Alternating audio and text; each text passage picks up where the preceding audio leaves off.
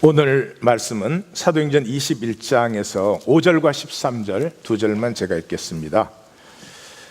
5절, 이 여러 날을 지낸 후 우리가 떠나갈새 그들이 다 그 처자와 함께 성문 밖까지 전송하거늘 우리가 바닷가에서 무릎을 꿇어 기도하고, 바울이 대답하여 여러분이 어찌하여 울어 내 마음을 상하게 하느냐? 나는 주 예수의 이름을 위하여 결박당할 뿐 아니라 예루살렘에서 죽을 것도 각오하였노라 하니. 아멘. 자, 무엇을 원하십니까? 그렇게 했습니다. 구원에 대해서 먼저 정리를 하겠습니다. 왜냐 그러면 구약 2000년 동안 유대인들이 자기들이 하나님의 백성이고 하나님의 구원받은 자라고 그랬죠. 그런데 예수님이 한마디로 딱 했죠. 너희는 마귀의 자식이다. 왜? 거짓을 제 것으로 하니까. 그 한마디에 2000년 유대 이 교가 빡빡빡 우겨댄 것은 그냥 가버린 것입니다. 기독교 2000년사는 어떻습니까? 사도 공동체 때에 한 100년에서 150년을 빼고는 우리가 더 잘합니다. 전혀 하나님의 나라와 상관없는, 말씀과 상관없는, 그리고 우리가 만든 종교 행위를 하면서 우리가 구원받았다. 항상 우리는 이다, 하나님은 아니다 그러시는 거죠. 그래서 점검을 좀 하겠습니다. 첫째, 구원받기를 원하십니까? 여기에 대해서 심각히 생각하셔야 됩니다. 구원을 아신다면 심각하게 생각하실 것입니다. 구원받기 원하십니까? 두 번째, 그럼 질문을 드리겠습니다. 이 세상 속에 여자들의 소원은 중심은 그거예요. 아름다워지기를 원하는 거예요. 아름다우려고 거의 몸부림의 수준입니다. 맨하탄을 나갔다가 갑자기 온 세상이 다 보이더라고요. 남자들의 소원은 성공이에요, 성공. 이게 추상적이니까 제가 이렇게 말씀드리죠. 지금 여자분들은 내가 한 20년 젊어질 수 있다. 20년 전에 나로 돌아가는데 그때보다 훨씬 더 예뻐진다. 그것과 남자분들은 성공, 남자분들은 차, 내가 비싼 거 탈 수 있고, 집, 어리어리한 집 가질 수 있고, 여행, 럭셔리어스하게 댕길 수 있고, 그것과 내 영혼의 자유 중에 어느 것을 원하십니까? 어느 것을 원하십니까? 실제로. 세 번째, 제가 또 설명을 드립니다. 아름다움과 성공은 한계적이고 종말은 썩음이에요. 아무리 좋은 차 타시고 좋은 집에 사셔도 죽을 땐 똑같아요. 나보다 싼 차 탄 사람보다 스타일 있게 죽느냐? 전혀 아니에요.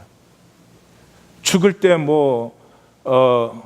이쁘고 안 이쁘고 자체가 우리 인간이 만든 허상이지만, 하여튼 나보다 안 이쁜 사람보다 나는 더 평안하게 죽는다, 그런 거 없어요. 거짓같이에요. 제가 말씀을 드렸습니다. 그래도 우리가 무엇을 원합니까? 내가 하나님을 믿는 것은 내 원함과 연결되어 있습니다. 내 원함을 위해서 하나님을 믿는 것입니다. 내가 하나님 믿어서 내 원하는 것이 오히려 내게서 멀어진다. 그러면 하나님 안 믿죠. 그러니까 그 신앙의 이유는 영혼의 자유이십니까? 아니면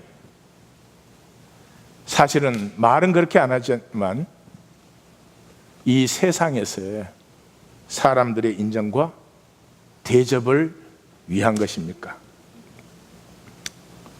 물론 우리는 이렇게 또 타협을 합니다. 영혼의 자유가 귀한 것을 알죠. 그러니까 지금은 현실적으로 살지만 언젠가는 영혼의 자유를 그렇게 하죠. 그 언젠가는 결코 오지도 않으며 그 언젠가는 죽을 때까지 우리의 논리가 되는 것이죠. 두말할 것도 없이 진정한 구원은 여자가 아름다워지거나 남자가 성공을 하거나 그런 것이 전혀 아닙니다. 영혼의 자유입니다. 영혼의 자유란 말이 무슨 말이에요? 낯설죠? 그런 구원을 생각하지 않았고 그런 구원을 찾지 않았기 때문에 제가 영혼의 자유 그러면 굉장히 낯설게 느껴요. 영혼의 자유는 이런 것입니다. 사랑하는 것입니다. 자유하시면 압니다. 미워할 이유라는 건 눈꼽만큼도 없습니다. 무슨 이유였어도 미워할 이유라는 것은 존재할 수 없습니다. 사랑하는 것입니다. 함께 하는 것입니다. 너보다 잘나야 될 이유가 하나도 없습니다. 그런데 너보다 잘나지 못할까 봐 엄청 두려워합니다. 말 한마디를 해도 내가 더 잘나야 되는 것이죠. 그러면 이제 다시 묻습니다. 구원은 영혼의 자유입니다. 우리가 원하는 것과 사실은 거리가 어쩌면 반대인지도 몰라요. 그래도 구원받기 원하십니까? 기억하십시오. 세상적인 성공과 영혼의 자유는 상호 배타적입니다. 내 중심에 두 가지를 둘 수가 없습니다. 내 욕심도 채워야 되겠고 하나님의 뜻도 섬겨야 되겠고 그건 안 되는 일입니다. 하나님의 꿈이 내 중심에 있든지 내 욕심이 내 중심에 있든지 둘 중에 하나 상호 배타적입니다. 참고로 하나는 말씀드리죠. 영혼의 자유는 포괄적입니다. 영혼의 자유가 있는 사람을 하나님이 가난하게 쓰실 수도 있고요. 고난과 박해의 길에 쓰실 수도 있고요. 하나님이 부자로 만드실 수도 있고요. 황제로 쓰실 수도 있습니다. 영혼의 자유는 포괄적입니다. 그러나 내 욕망은 결코 포괄적이 아닙니다. 내 욕심으로 가득 차서 하나님의 뜻도 섬기면서 그거는 가능하지가 않습니다. 제가 말씀을 드리려고 하는 것은 하나님이 말씀하는 구원이 우리에게서 날 수 없다는 것입니다. 오직 은혜인데 기독교는 이 은혜라는 말을 공짜라는 말로 바꿨어요. 아니요. 가치가 너무 커서 우리가 지불할 수 없기 때문에 하나님이 지불하셔서 은혜라는 거지 공짜가 아닙니다. 공짜는 별로 가치가 없죠. 기독교는 공짜 구원을 받았기 때문에 구원의 가치가 정말 때로는 돈 10불도 안 될 때가 수도 없이 많은 것입니다. 우리는 왜 가짜 구원을 가지고 있을까? 그걸 더 좋아할까? 생각으로는 진짜 구원이 좋다 하지만 우리가 실제 삶에서는 가짜 구원을 훨씬 더 좋아한다. 그런 현실을 놓고 오늘 본문으로 들어가는 것입니다. 오늘 본문은 3차 전도 여정을 마친 바울이 돌아오는 여정입니다. 사실은 적을 게 없습니다. 두로에 들러서 성도들을 잠깐 만나고 가이사랴에서도 성도들을 만나서 인사했고 그리고 예루살렘에 와서 체포되었다. 그러면 끝날 말이에요. 이것을 누가는 26절에 걸쳐서 굉장히 길고 장황하게 적고 있습니다. 기독교 2000년사에 이 본문으로 설교한 적은 아마 없을 것이라고 생각됩니다. 왜냐하면 기독교의 설교 본문이 아닙니다. 기독교 설교 본문은 보십시오 이렇게 고백합니다. 이런 은혜가 있습니다. 이런 역사가 있습니다. 이래야 되는데 이게 이렇게 여기저기 거쳐가지고 와서 사람 만나고 또 여기저기 거쳐가지고 예루살렘 도착했다. 이게 할 말이 없는 말이죠. 종교적으로는 갖다 붙일 말씀이 없는. 그러나 말씀을 만나는 사람들이라면 누가가 정말로 중요한 얘기를 이 여정을 이렇게 자세히 기록하는 이유는 여기에 역사의 진짜 대안이 로마 제국이 100배 더 발전하면 사람들이 다 잘 살게 되는 것이 아니라 정말 역사의 실제적인 대안이 여기 일어나 있다. 여기 곳곳에 피어난 하나님의 사람들을 보라. 그 자유와 사랑과 그들의 기쁨을 보라. 로마 제국의 억만배라도 줄 수 없는 이것을 보라. 누가는 우리에게 그렇게 말하고 있는 것입니다. 맨 먼저 두로에서, 바다로라고 하는 항구에서 배를 탔습니다. 여러 항구를 거쳤죠. 그 당시는 전기 여객선이라는 게 없습니다. 그러니까 이 항구에서 짐 실어서 다음 항구 내려주고 이렇게 하다가 바다로라는 항구는 에게해와 지중해가 만나는 코너에 있습니다. 거기에서 베니게로 가는 선박을 만났습니다. 그래서 그 배를 탔습니다. 그래서 가이사랴로 가고 싶은데 이 배는 두로로 가기 때문에 두로로 갔습니다. 그때는 그 근처로 가는 배를 타고 거기 가서 또 이제 옮기는 거죠. 그렇게 되기 때문에 대개 여정을 한 달 이상을 여유를 둡니다. 풍랑 같은 거 만나면은 뭐 꼼짝없이 잡혀 있는 거죠. 그랬는데 본문을 읽어보시면 바다로에서 출항을 딱 했는데 구브로를 왼편으로 바라보면서 두로에 도착했다 이렇게 딱 적고 있습니다.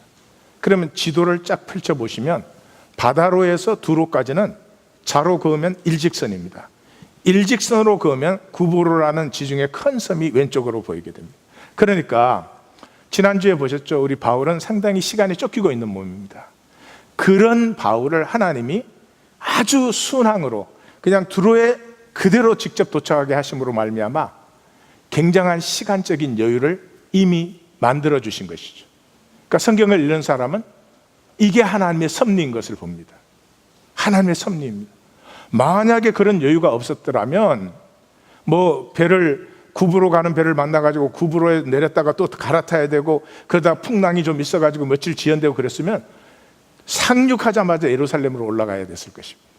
근데 하나님께서 이 바쁜 발걸음에도 순항을 딱 하게 하심으로 시간의 여유를 딱 주심으로 처음에 두로에 도착해서 두로에서 제자들을 만났다 이렇게 되어 있습니다. 그러니까 이 11장 19절에서 우리는 벌써 알죠? 스데반의 환난으로 믿는 자들이 핍박을 피해서 흩어질 때 베니게와 구브로와 안디옥으로 흩어졌다 이렇게 되어 있습니다.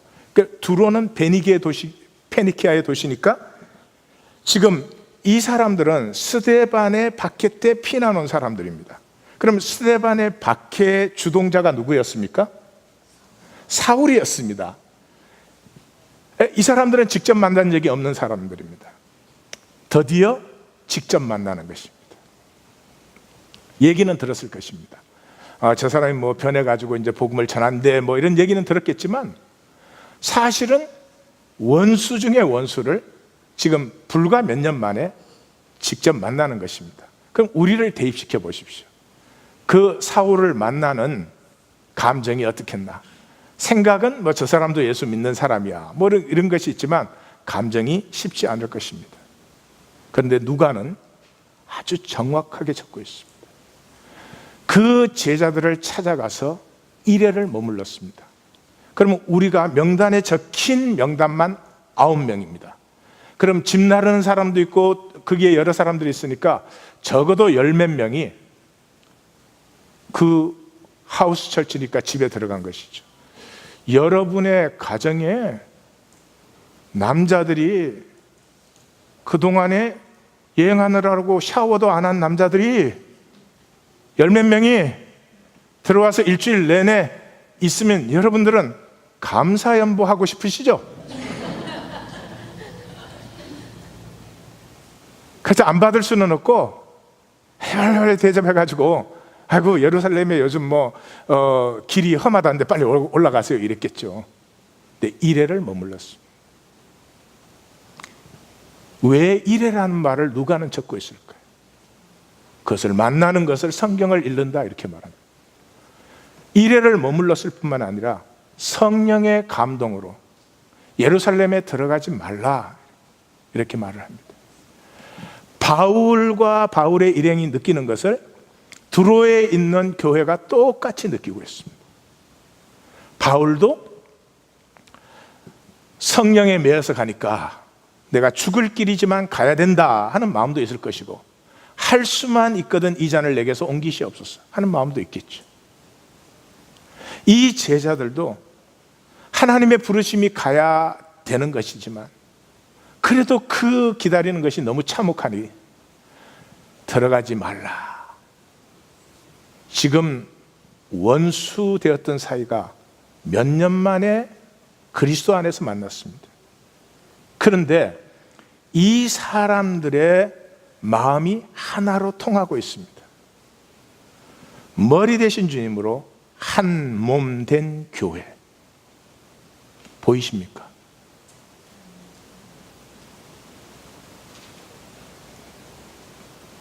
보이셔야 됩니다.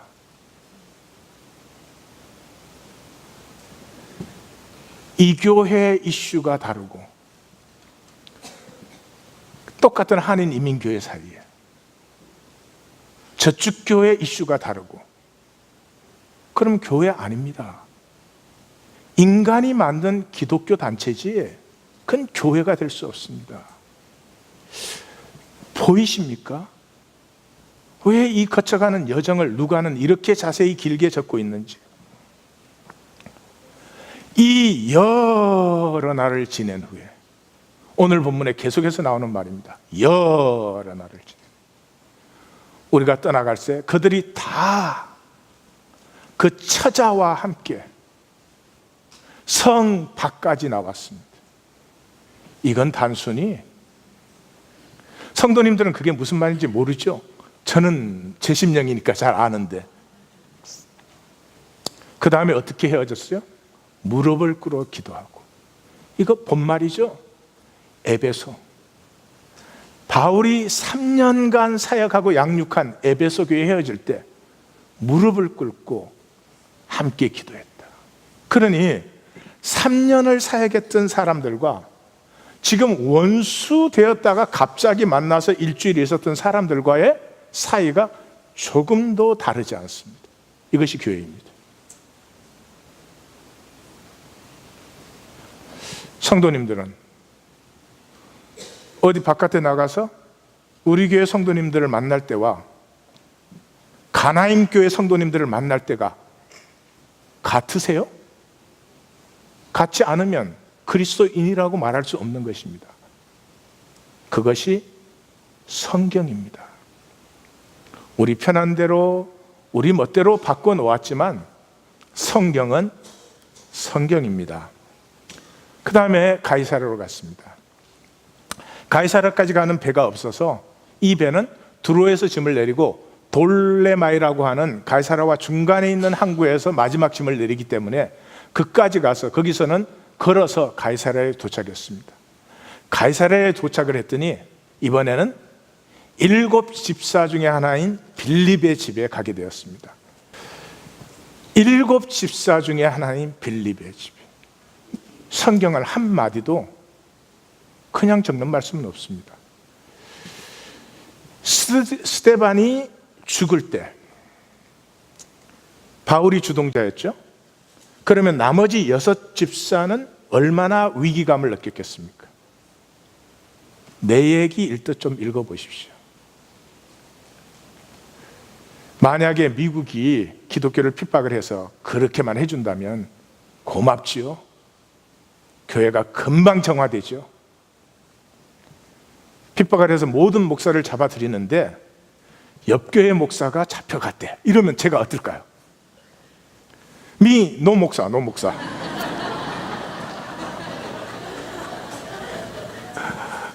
막 우리 거기 장로님 보고 히 목사.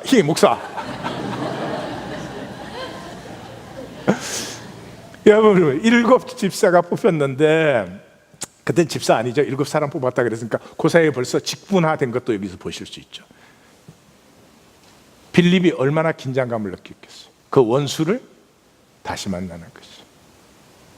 그런데 글로 갔더니 딸 넷이 처녀로 예언하는 자다. 이 무슨 말이에요?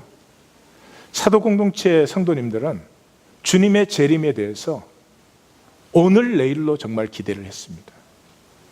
그것이 신앙입니다. 성도님들은 주님을 언제 만나십니까? 우리의 자아는 그러죠. 다른 사람 다 주님 만나도 난 절대로 안 만난다. 영원히 살아있을 걸로 우리의 자아가 속입니다. 팩트는 알죠. 사람 다 죽는다. 팩트와 내 자아는 전혀 상관없어요. 그래서 진짜 구원을 원하지만 진짜 구원은 지금은 필요 없는 것이고 언젠가 필요하다 이렇게 합니다. 그 자아가 죽을 때도 속입니다. 그러므로 그 언젠가는 영원히 오지 않는다 하는 것도 아셔야 됩니다. 나의 내일이 누구에 의해서 보장되어 있습니까? 아니, 보장되어 있다 할지라도 오늘은 오늘 하루를 마침 내가 주님 앞에 서는 것처럼 살아야 됩니다. 그렇지 않고 믿음으로 살 수 있는 길은 없어요. 없습니다. 그런 길이 있으면 참 좋겠는데 없습니다. 자, 그 빌립의 집에 들어갔는데 예루살렘에서 아가보라고 하는 선지자가 내려왔습니다. 그러니까 보십시오. 바울이 가이사랴에 도착해 있는데 예루살렘에서 기도하고 묵상하는 아가보가 바울의 아픔을 같이 느끼는 것입니다. 내려와서 바울의 띠를 달라고 해서 자기를 꽁꽁 묶어서 바울이 예루살렘 올라가면 이렇게 된다. 똑같이 느끼고 있는 것입니다. 이것이 교회입니다. 안 믿어지셔도 이것이 교회입니다. 안 믿어지셔도 이것이 하나님 나라입니다. 그리고 모두가 안 믿는 건 아닌 것을 아셔야 됩니다. 믿는 사람이 있습니다. 이 세상을 사는데 그런 미친 사람이 가끔씩 있습니다. 여러분은 그 미친 사람 중에 하나를 지금 보고 계시는 것입니다. 핍박을 받아도 이 말 때문에 온갖 얘기를 들어도 이 말을 저는 한 번도 중단해 본 적은 없습니다. 그리고 항상 그렇게 생각합니다. 잠깐 있는 삶이지만 육체를 벗을 때 그때 아는 것이라고. 지금 뭘 왈가왈부할 필요가 뭐가 있겠습니까? 여러분, 원수 중에 원수를 같이 만나서 그 함께 있는 그 자리에 조금도 다름이나 차이가 나지 않습니다. 그보다 이제 더 놀라운 것은 예루살렘에서 일어납니다. 그렇게 해서 사도 바울이 왜 그렇게 울어서 내 마음 아프게 하냐, 그래서 주의 뜻대로 이루어지다 하고 예루살렘으로 올라갔습니다. 그 오랜 제자 나손의 집으로 갔다고 되어 있습니다. 우리는 오랜 제자 그랬는데 이게 처음부터의 제자 그런 말이에요. 그러니까 120문도 중에 한 사람인 나손의 집에 들어가는 것이죠. 그럼 보십시오. 이 교회의 싹이 어디에서? 이 120문도에서 싹이 텄잖아요. 이것을 핍박하고 짓밟으려고 했던 사람이 사울인데 하나님께서 사울을 받으시기 전에, 이 바울을 받으시기 전에 모든 원수된 것을 다 화해시켜 주시잖아요.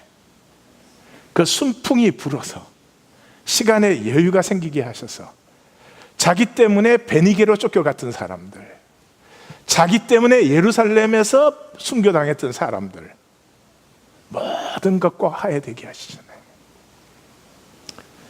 그게 복이고 생명이에요. 욕심 부리고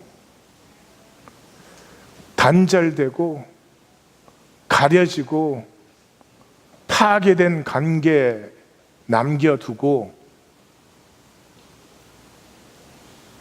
떼돈을 가진들, 그게 어때 복된 삶이라고 할 수 있겠어요. 그렇게 해서 이제 예루살렘에 올라갔어요. 이 예루살렘에 올라갔더니 예루살렘에는 수만 명이 이미 예수님을 믿고 있는데 율법에 다 열성을 가진 자다 이렇게 나와요. 성도님들 여기 제일 어려워하시더라고요. 어려운 일이 아니죠. 여러분, 예루살렘은 사내들이니 거기 있잖아요. 그런데 교회가 율법을 만약에 지키지 않으면 패하면 사내들이니 두말할 것도 없이 가만두지를 않죠. 그러니까 사도들은 이미 순교했거나 전부 바깥으로 흩어졌고, 이제 예루살렘 교회의 수장은 주님의 형제인 야고보가 여기에 리더가 되어 있습니다. 사도행전 읽으신 분은 12장부터 베드로가 옥에서 나와가지고 피신해 갈 때 뭐라고 그럽니까? 내가 풀려나와서 간다는 얘기를 야고보와 형제들에게 해다오 이러잖아요. 그러니까 야고보가 이미 12장에 벌써 예루살렘 교회의 리더가 되어 있는 것을 알 수 있죠. 그런데 그 요세푸스의 역사 기록에 이게 나옵니다. 그 야고보를 예루살렘 주민들이 제임스 더 저스트, 의로운 야고보라는 그렇게 불렀습니다. 그래가지고 그 베스도 총독이 해임되고 나서, 빌라도 다음에 베스도가 왔잖아요. 베스도 총독이 해임되고 나서 알바누스라는 총독이 임하는데 해임됐기 때문에 이 취임식이 안 되고 떠나고 한참 있다가 왔습니다. 그 사이에 대제사장이 이 야고보를 죽이려고, 총독이 없을 때는 그 자기가 최고니까 죽이려고 했는데 예루살렘의 모든 주민들이 그거를 반대해가지고 제임스를 죽이지 못했다라는 기록을 요세푸스라는 역사가가 역사에 기록해 놓은 것이 지금도 남아있다. 그러니까 제가 드리고 싶은 말씀 뭐예요? 사도 바울은 자기가 복음을 전하는 지역에 종교 끝났다, 율법의 행위, 종교적 행위 하는 거 끝났어. 그리고 사도 바울이 세운 교회들은 다 뭐죠? 함께 모여서 떡을 떼고 식사를 같이 하고 잔을 나누고 삶을 함께하는 be together. 그 예수님이 하신 거죠. 예수님이 12를 택하사 자기와 함께 있게 하시고, 우리 인간의 유일한 문제는 그거 하나밖에 없어요. We don't know how to be together. 가족으로 만나도 함께 할 줄을 몰라요.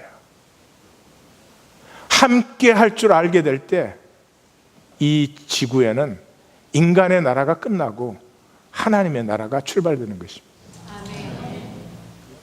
정말로 예수님의 십자가와 부활하신 임재 아래 함께하는 사람들이 세워진 것이죠. 곳곳에 누가는 그걸 보여주고 싶어 하는 거죠. 보라, 하나님의 역사의 대안이 곳곳에서 피어나고 있다 하는 것을 보여주고 싶어 하는 거죠.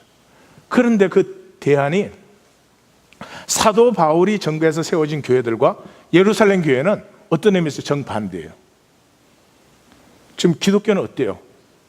보수 교회가 자유주의 교회 만나면 뭐라 그래요? 색깔은 다르지만 사랑하는 형제 이럴까요? 저 꼴통들 이럴까요? 못 봐줘요, 못 봐줘. 진보는 보수를 못 봐줘. 눈이 나쁜가 봐. 보수는 또 진보를 잡아 죽여야 돼. 그건 교회가 아닙니다, 여러분. 이렇게 두 개의 완전히 다른 공동체가 지금 만남에도 불구하고 완전히 머리 대신 주님으로 한 몸이 된 코이노니아를 나누는 것을 누가는 우리에게 보여주고 싶어 합니다. 볼 수 있으시기를, 보는 복이 있으시기를 주님의 이름으로 축원합니다. 자, 이것이 구원입니다. 구원은 그리스도를 주님으로 영접한 사람은 그때부터 더 이상 내가 얼마나 잘났냐, 내가 얼마나 성공하느냐, 내가 얼마나 남보다 더 가지느냐, 그런 썩어진 허무에 굴복하고 썩어짐의 종로로 가는 삶을 살지 않습니다. 생명이 피어나는 지금 두로와 가이사라와 예루살렘에서 만나는 공동체를 보십시오. 아무리 달라도, 아무리 원수되었던 관계에도 서로가 만나면 서로의 가슴이 그대로 통하고 있습니다. 여러분, 결혼하신 성도님들은 제 질문 드리십시다. 뭘 원하십니까? 남편이, 자식이 내 가슴의 아픔, 내가 느끼듯이 느껴주면 은과 금이 왜 필요합니까?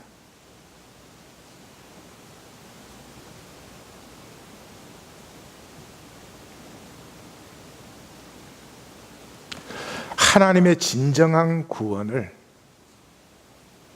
우리는 찾으면 하나님은 주시는데 왜 우리는 그것을 찾지 않고 다른 것을 구하는 것일까?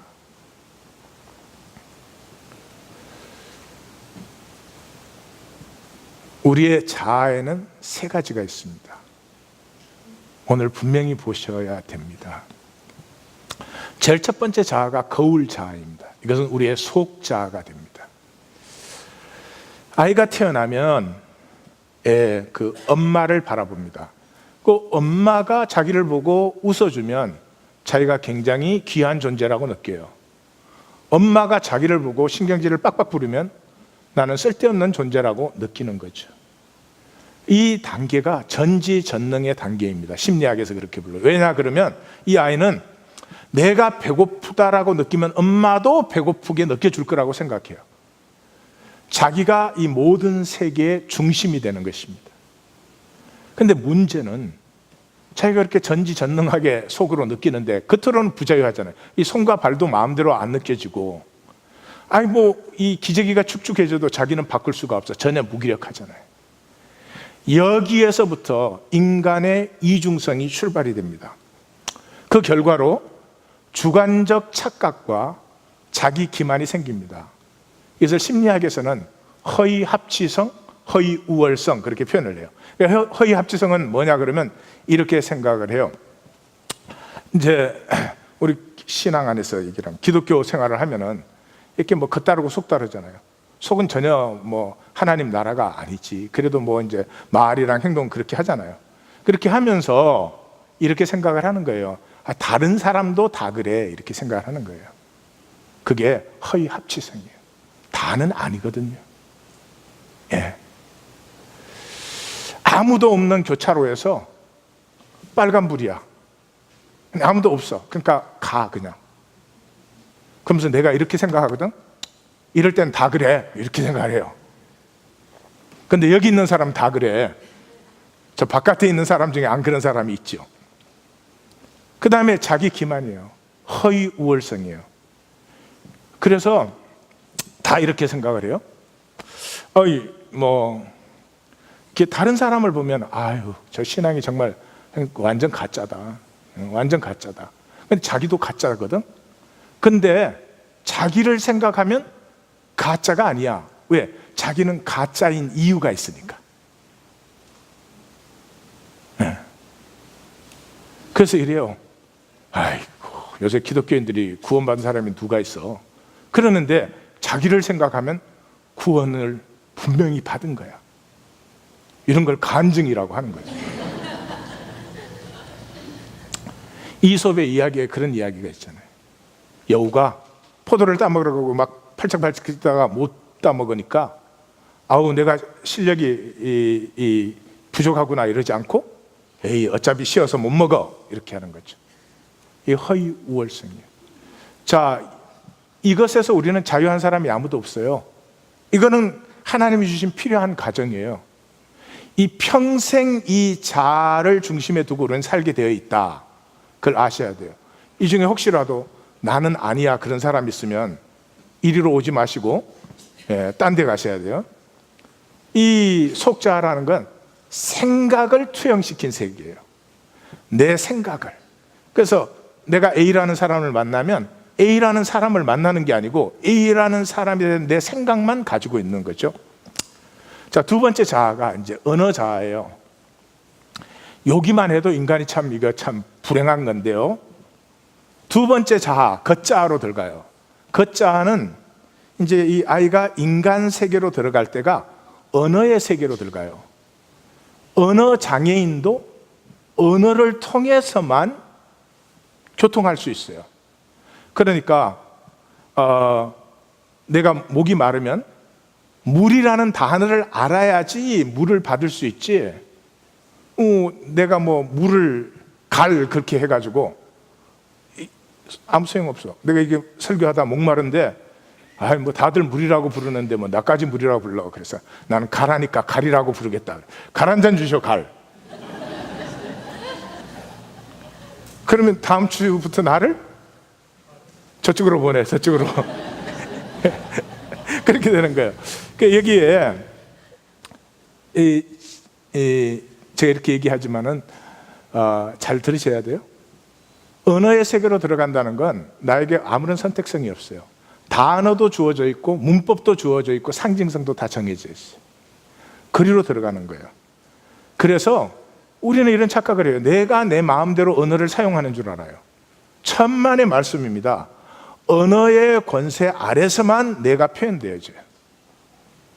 내가 언어를 사용하는 게 아니라 언어가 나를 강요하는 세계 속에 살고 있어요. 여러분 그런 느낌을 많이 가지셨을 텐데 속이 막 터지는데 막상 어떻게 말을 하려니까 말이 안 나와. 왜냐 그러면 나하고 언어의 세계의 차이 때문에. 특별히 부부 싸움 할 때 좀 No? 자, 그런데 거기에서 끝나는 게 아니고 아이가 물이 먹고 싶어요. 그러면 엄마한테 내가 목이 마르다고 전달해서 엄마가 나한테 물을 줘야 되잖아요. 이 과정에서 타인의 인정이 나에게 필요하죠. 그래서 엄마가 나를 좋아하고 하면 목말라 그러면 얼른 주겠죠. 근데 엄마가 안 그러면 좀 기다려, 지금 엄마 바쁘잖아, 이럴 수도 있겠죠. 그러니까 엄마에게 인정을 받아야지 내게 채워지니까 엄마에게 나를 허용받으려면 엄마의 욕망을 내가 채워줘야 돼. 엄마가 지금 바쁜 것 같으면 내가 지금 말하지 않는 게 좋아. 지금 말하면 물이 아니고 따기가 올 가능성이 많아. 그래서 타인의 욕망을 수용해야 돼요. 그러면 이 세상에 언어의 권세 아래 내가 나를 맞춰줘야 돼. 그 다음에 타인의 욕망에 나를 맞춰줘야 돼. 인생이 즐거울까요? 괴로울까요? 즐거울까요? 괴로울까요? 괴롭습니다. 성경에는 저주라고 부릅니다. 그러니까 도대체 어떤 삶에서 어떤 삶으로 내가 변화되어야 되는지를 모르면 막연히 생각을 해가지고는 무슨 왜 거듭나야 되는지 그냥 이론상 거듭나면 좋은 것 같지만 지금은 나에게 하나도 필요 없는 얘기가 되고 만다 이 말이죠.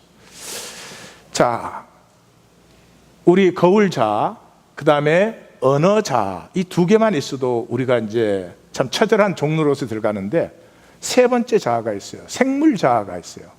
이게 이제 더 문제예요. 이것은 거울자나 언어자가 생기기 전에 그 전부터 존재하는 엄마하고 관계 이전에 이미 내 속에 들어있는 것이죠.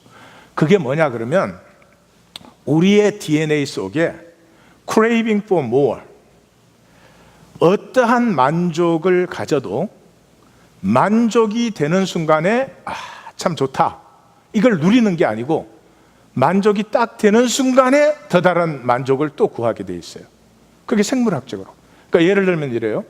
우리 집에 이제 밤에 이렇게 차를 이렇게 파킹 시키잖아요. 그럼 막 토끼들이 놀라갖고 도망을 댕겨요. 깜짝 놀라가지고. 그 토끼들이, 제가 그 토끼를 한 번도 잡아먹은 적이 없어요. 믿어주세요. 그런데도 그것들이 막 깜짝 놀라갖고 막 도망을 댕겨요.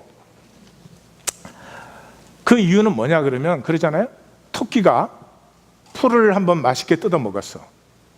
그럼 막 너무너무 만족감이 오는 거야. 그래가지고 막 감사연보 드리고 막 한 3일 동안은 꼼짝 안 해. 다른 풀 뜯을 생각도 안 하고 막 위험이 닥쳐도 가만히 있어. 그러면 그 토끼종은 살아남을까요? 없어질까요? 없어지지. 그러니까 이제까지 살아남은 모든 종들 속에는 절대로 만족하면 없어지는 거예요. 그래서 만족하고 싶어서 하는데 만족하는 순간에 불만족이 동시에 생겨나는 거죠. 자, 그럼 그 삶을 사시겠어요? 끝내시겠어요? 사시겠어요? 끝내시겠어요? 이거를 결정하시라는 거예요. 이거를 결정하셔야 됩니다. 예수 믿네 안 믿네 교리 갖고 왔다 갔다 백날하셔야 아무 소용이 없고, 이 점에 대해서 이 모든 본질적인 면을 딱 아는 이 자리에서 계속 이 삶을 살아갈 것인지, 이것에서 자유한 삶을 선택할 것인지, 그 선택이 우리 중심에 없는 한 교회 다니시는 것은 종교 생활로 끝나지 하나님의 나라를 누리는 생명의 삶으로 전환될 수가 없다 하는 것이에요. 자, 그 우리의 삶을 이제 정리하겠습니다. 자아와 욕망은 절대 필요합니다. 이게 없으면 우리는 죽는 것입니다. 하나님은 그렇게 하셨어요. 그런데 왜 그 자아와 욕망으로 사는 삶이 저주가 되고 말았나? 평생 동안 썩어짐의 종로로 가는 삶이 되고 말았나? 아주 간단합니다. 우리에게는 욕구가 있습니다. 욕구는 채워져야 되고 쉽게 채워지고 그렇습니다. 제가 지금 목이 마르다. 그러면 그 욕구는 물을 마시면 됩니다. 실제 대상이 있어요. 물을 마시면 되는 거죠. 그런데 우리 인간 세계에서는 내가 물을 마시는 게 아니고요. 내가 우물에 가서 물을 길는 게 아니잖아요. 요구를, 타인에게 요구를 하게 되어 있습니다. 그러니까 생수 파는 집에 가서 제가 그 목이 마르니까 요구를 해야 됩니다. 그러면 그 생수 파는 가게 주인이 저에게 물을 줄 텐데 어떻게 요구하면 물을 줄까요? 1. 굉장히 점잖고 고상하게 보인다. 2. 가서 아부를 떤다. 아우, 아줌마 너무너무 예쁘시네요. 3. 돈을 낸다.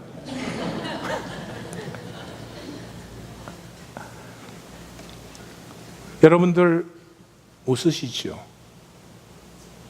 자본주의라는 것은 이 욕구를 채우기 위해서 타인에게 요구를 해야 되는데 이 요구를 전부 돈으로 바꿔놓은 것이 자본주의입니다. 얼마나 삶을 천박하게 만들고 얼마나 삶을 메마르게 만들고 부부 관계까지도 돈 관계로 바꿔나갔는지.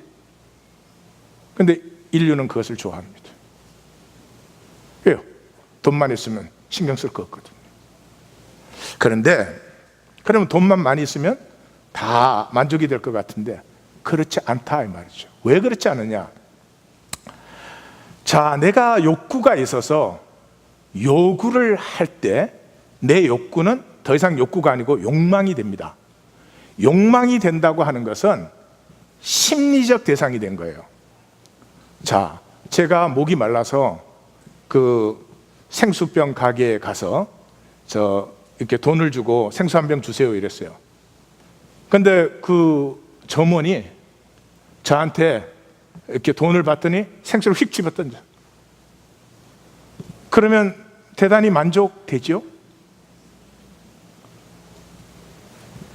다시 말해서 제가 요구를 해서 받을 때 단순히 물만을 받는 게 아니라 그 속에는 나라고 하는 존재가 존중받고 싶은 심리적 욕망이 그게 같이 하는 것이다. 무슨 말인지 아시죠? 그러면 여기에 이런 일이 일어나는 것입니다. 우리의 욕망은 그냥 욕망이 되는 것이 아니고 욕망이 환상화됩니다.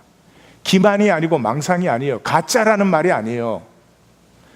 단순히 욕망이 채워지는 것이 아니라 그 욕망을 통해서 나라는 존재 자체가 사랑을 받고 싶은 것이에요. 그런데 자본주의는 이 환상 충족을 돈으로 하게 만들었어요. 근데 실제로 내가 존중받고 싶은 것은 물 한 병을 받는 것이 아니고 나라는 존재가 존중을 받고 싶은 거죠. 그러니까 여기에 괴리가 이제 발생하는 것입니다. 근데 이렇게 한번 생각을 해 보십시오. 그러면 내가 그 점원에게 아주 점잖하고 아주 인격적이고 그렇게 이렇게 잘 보였어요. 그러면 그 점원도 저에게 물을 아주 점잖하게 주겠죠. 그런데 단순히 내 욕구가 채워지는 것이 아니라 나라는 존재가 채워지는 환상이 거기에 같이 들어온다는 말이죠. 자, 그러면 그것을 위해서 나는 상대방의 타인의 욕구에 나를 온전히 맞춰줘야 되잖아요. 그럼 내가 상대방의 욕구에 나를 온전히 맞추어졌을 때 어떤 일이 일어나느냐? 상대방이 나를 온전히 존중해주는 존중을 받는 게 아니고 타인의 욕구에 나를 완전히 맞춰주는 그 순간이 진짜 나는 완전히 소멸되는 시간이죠.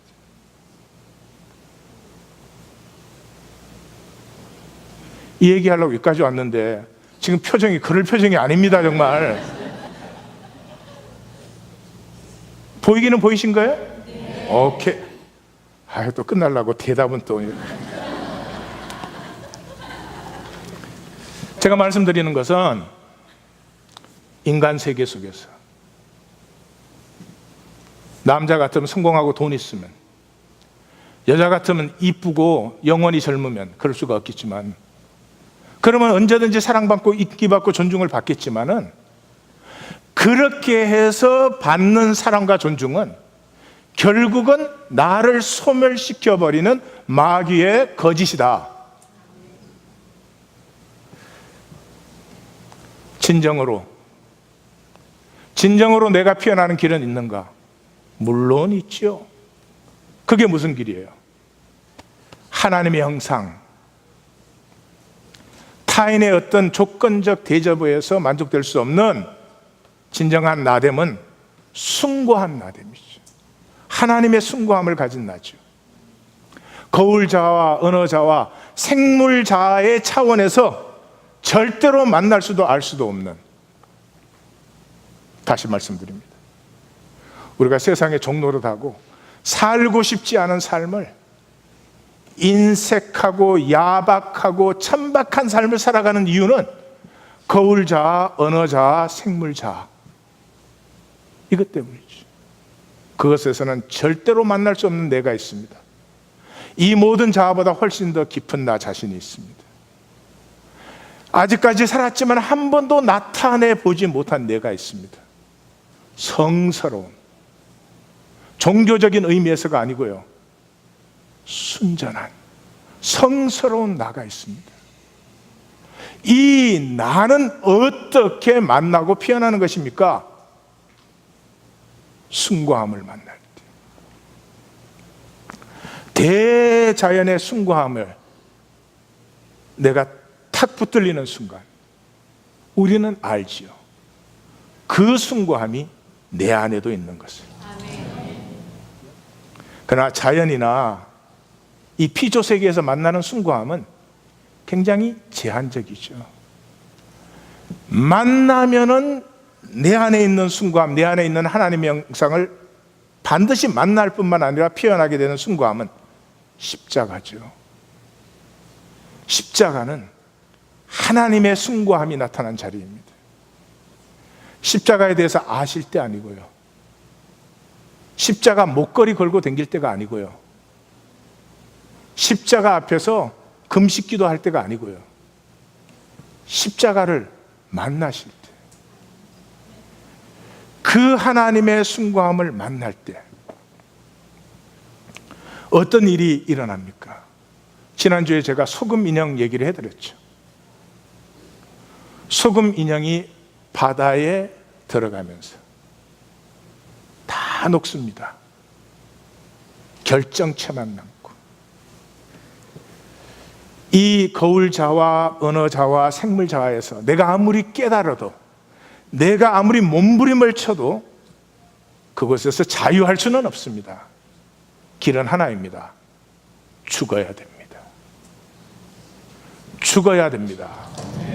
십자가에 죽어야 됩니다. 노력으로 믿으려고 애썼으니까 잘 아실 것입니다. 애를 쓰고 안타까운데 안 믿어지시잖아요. 이 기독교는 구조상으로 불신적이게 되어 있습니다. 그렇게 믿어지는 것이 아닙니다. 하나님의 숭고함을 만나는 순간에 내 안에 있는 숭고함이 그것임을 압니다. 그 자리에서 내 자아가 만들던 나는 죽어버립니다. 뿌리가 잘려버립니다. 현저하게 기력을 상실해버립니다. 자아로 사는 삶이, 자아로 하는 생각이 뜨악해집니다. 그리고 지나간 삶을 돌이켜보면 분명히 내가 살았는데 내가 그렇게 산 것 같지가 않아요. 그렇게 살았을 리가 없어요. 그런 생각을, 그런 욕심을, 그런 천박한,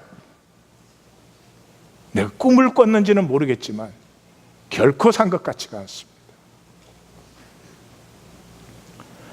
바로 그 자리가 십자가를 만난다는 것이, 여러분 무엇을 만나는 것입니까? 말씀입니다. 이 66권은 딱 십자가 하나에 정점이 있습니다. 이것의 초점이 십자가입니다. 십자가 전에서 교회 교인 수로 늘리는 것이 아닙니다. 이 십자가를 만난 사람들만이 너무나 당연한 것을, 사람과 사람이 만나면 반갑고 기쁘고 나누는 것이죠. 이 자본주의 우리를 어떻게 만들어 놨습니까? 이익되는 것만 삽니다. 이익되는 것만 삽니다. 여러분, 내 삶에 이익되는 것만 살면 그게 몇 퍼센트가 되겠습니까? 이익과 손해라는 것 자체가 일루전, 허상이지만 하나님이 허락하시는 모든 순간들을, 하나님이 허락하시는 모든 삶의 자리가 손해와 이익이 아니라 섭리로 받기 시작할 때, 내가 피어나고 나의 세계, 무한한 복으로 축복하시는 하나님의 세계를 만나고 누리게 되는 것입니다. 구원 받으셔야 됩니다. 구원 받으셔야 됩니다. 저는 기독교의 구원을 말하고 있지 않습니다. 십자가에 나타난 하나님과 하나됨으로 내 세계에 함께하는 모두와 하나 되어서 가슴 통하는 생명의 기쁨을 누릴 때까지 이 세계는 하나님의 나라 되지 않습니다. 인간의 나라가 될 뿐입니다. 기도하십시다.